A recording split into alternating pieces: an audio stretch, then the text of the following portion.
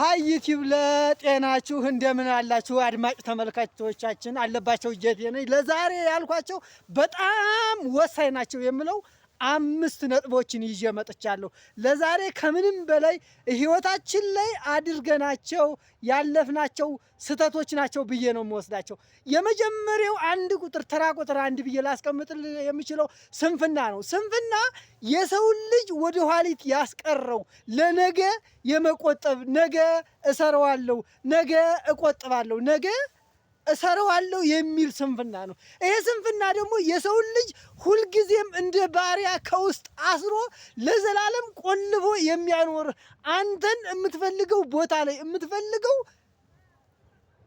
ህልምና የምትፈልገው ዓላማና ራዕይ ላይ እንዳትደርስ የሚያደርግ አንተ ኦልሬዲ ካለህበት ቦታ ላይ ቁመህ እንድትቀር ለዘላለም ሁሌም የበታች ሆነህ ራስህን ዝቅ አድርገህና ራስህን ከፍ አድርገህ ራስህን አንግሰህ እንድትኖር የሚያደርግህ የስንፍና ጦርነት ስለማቸነፍ ነው። የሰው ልጅ በህይወቱ ታስሮ የሚኖረው ስንፍና ካለ ስንፍናን ራስህን ፌስ አድርገህ ካላሳለፍከው በስተቀር በህይወትህ ዳውን አፕ የሚያስቀር ለነገ ብለህ የቆጠብከው ሰው ገንዘብ ይቆጥባል እንጂ ስራ ይቆጥባል ሲባል ሰምቼ አላቅም።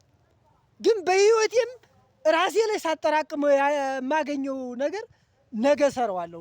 ነገ ሰራዋለሁ ብለህ ታሳልፈዋለህ፣ በበነገው የማይሰራም። ቀጣይ ሰራዋለሁ ብለህ ታሳልፈዋለህ፣ ቀጣይ የማይሰራም። ስለዚህ ህይወትህ ውስጥ ስንፍናን በቆጠብከው ልክ ያንተን አቅምና ያንተን ፓወርና ያንተን ስትሬንግዝና ያንተን እድል እያጠበበ ነው የሚመጣ። ስለዚህ የህይወትህን እድልና የህይወትህን ውጣ ውረድ ሰርክሉ እያጠበበብህ ነው የሚመጣ። ጡንቻህን ሽሪንክ እያደረገ እንደ ኦስሞቲክ ለምሳሌ ስለ ሴል ተማርከው ላይ አየነው። ኦስሞቲክስ የሚል ሴል አለ። እሱ ሴል ሽሪንክ ባደረገ ቁጥር ራስ ላይ ጡንቻህን እያሳነስ የራስህን አቅምና የራስህን ኩራትና የራስህን በረከትና የራስህን ዝና የራስህን ህይወት እያሳነስከው በመጣ ቁጥር ጓደኞች የምትፈልጋቸው ሳይሆኑ የማትፈልጋቸው ጓደኞች መሄድ የምትፈልግበት ቦታ እንደ ልብህ ርቀህ ተስፈንጥረህ ልትሄድ አትችልም።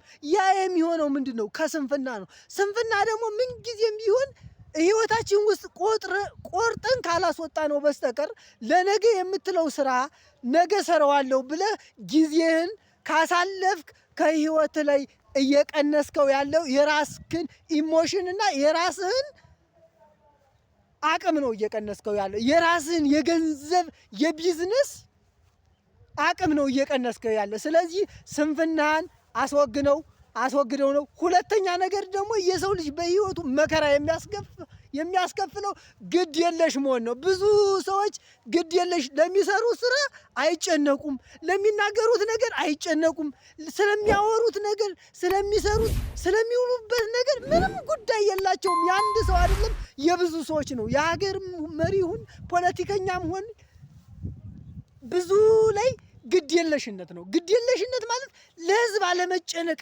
ለምትሰራው ስራ አለመጨነቅ፣ ለምትኖረው ህይወት አለመጨነቅ፣ ለጤናህ አለመጨነቅ፣ ለገንዘብህ አለመጨነቅ፣ ለቤተሰቦችህ አለመጨነቅ፣ ለጓደኞችህ አለመጨነቅ፣ ለራስህ ተከታታይ ለኦዲየንስህ ለምሳሌ ሶሻል ሚዲያ ላይ ኢንፍሉዌንሰር ሆነ ለኢንፍሉዌንሰር ለፈጠርክባቸው ለግሩፕ ሜምበርና ለተከታታይ ራስህ ሜምበር ራስህ አለመጨነቅ ማለት በግድ የለሽነት ቢፈልግ ይተው ባይፈልግ ይተው አያስጨንቀኝም ማለት ግድ የለሽነት ህይወት ላይ ራስህን ዝቅ አድርገህ እንድትኖር የሚያደርግ ትልቁ አጥር ነው ብዬ ያስኩት ዋናው ቁልፍ ነው ብዬ የምዘው ይሄ ግድ የለሽነት ነው። ግድ የለሽነትን ከህይወት ውስጥ ቆርጠህ ካላስወጣህ አንተ ማን እንዲቆርጥልህ ትፈልጋለህ? ስለዚህ ህይወታችን ላይ ወደ ኋሊት ስትራግል እያስደረገን እየጎተተን ያለ ግድ የለሽነት ነው።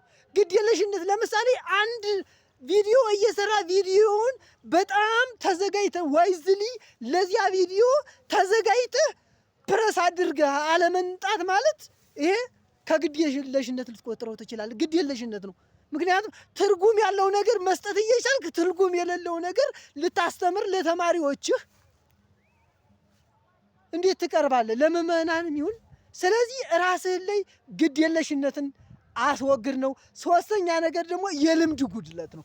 ብዙ ሰዎች ደግሞ የልምድ ጉድለት የሚሰሩት ስራ ብዙ ልምድ ይፈልጋል። እነሱ ግን ልምድ መውሰድ፣ ትሬኒንግ መውሰድ፣ ፕሮፌሽናሊ ሙያውን ስለማሳደግ ትምህርቱን ስለመውሰድ የልምድ እጥረት በየትኛውም ቦታ የምናየው የልምድ እጥረት ነው።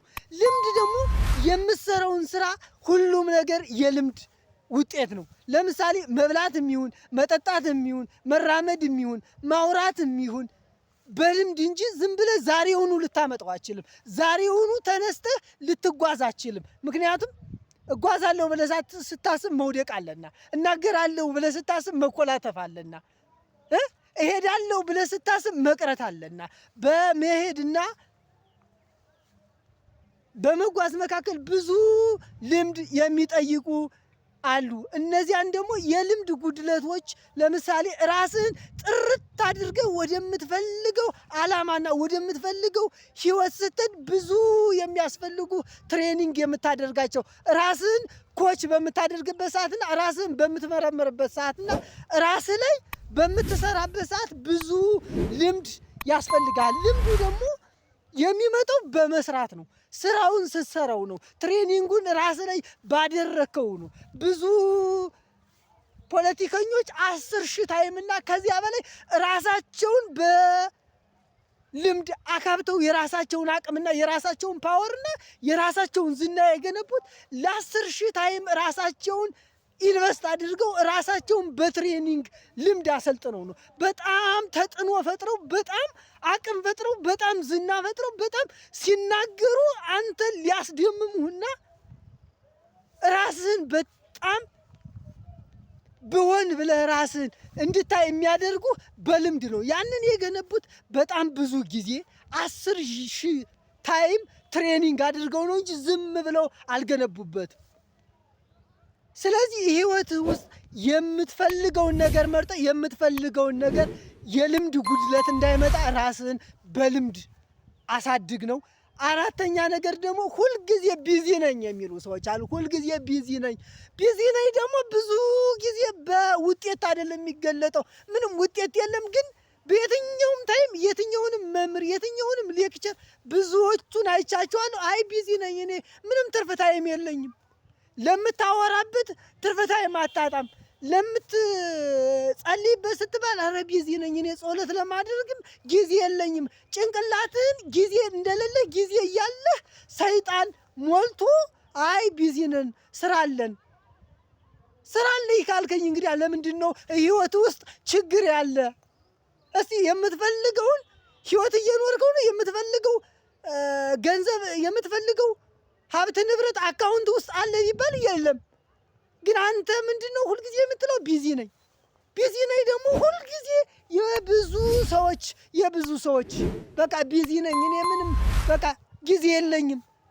እንዴ 24 ሰዓት ሙሉ እንዴት ነው ጊዜ የለኝም የሚለው የሰው ልጅ? ለምሳሌ በምትኖርበት ህይወት አንተ ያለበት ህይወት አንተን መሰረታዊ ከሆነ ላንተ የሚመጥን ላንተ ሌብል ከሆነ ላንተ ያለበት ህይወት ራስህ የምትፈልገው ሰርክል የምትፈልገው ቦታ ላይ ካለ ትክክል ነህ። ጊዜህን እየሰራህበት ነው፣ ትሬኒንግ እያደረክበት ነው። ግን የማትፈልገው ህይወት የማትፈልገው ቦታ ላይ ተቀምጠ ጊዜ የለኝም 10 ዓመት 20 ዓመት ቢሮ ላይ ተቀጥረው ብጠይቃቸው ጊዜ የለኝም ቴሌግራም ላይ ቲክቶክ ላይ ኤፍቢ ላይ ኢንስታግራም ላይ 24 ሰዓት አይንህን አፍጥጠህ አይንህን እንትን ስትል ጊዜ የለኝም ብሎ ጭንቅላታ አልጠየቀም። ስለዚህ የብዙ ሰዎች ችግር ቢዚ ነኝ ነው። ቢዚ ነኝ ደግሞ በውጤት ሲቀለጥ አላይም፣ ሪዛልት የለውም። ግን ሁልጊዜ ቢዚ ነኝ። ይሄንን ከህይወታችሁ ውስጥ ቆርጣችሁ አስወጡ ነው። አምስተኛ ነገር ደግሞ የጊዜ አጠቃቀም ነው። ጊዜ አጠቃቀም የብዙ ሰዎች ችግር ናት። የማንም ሰው ችግር አይደለም። የብዙ የ99% ችግር ናት። ጊዜ አጠቃቀምን ለምትፈልገው ዓላማ ጊዜህን ኢንቨስት አድርግ። ጊዜህን ለምትፈልገው ዓላማ ተተጠቀምክለት ለምትፈልገው ህይወት ጊዜን ካሳለፍክና ለጊዜ ከሰጠህ የምትፈልገው ሰርክል ውስጥና የምትፈልገው ህይወት ውስጥ የማደርስበት አንዳችም መንገድ የለም። ለዛሬው ወሳኝ ናቸው ያልኳቸው ነጥቦች እነዚህ ናቸው። አለባቸው ጌቴ ነኝ። የደወል ምልክቷንና ሰብስክራይበር በተኗን መጫን ግድ ነው። ቻው ወዳጄ፣ ቀጣይ እንገናኛለን። ቻው ወዳጄ።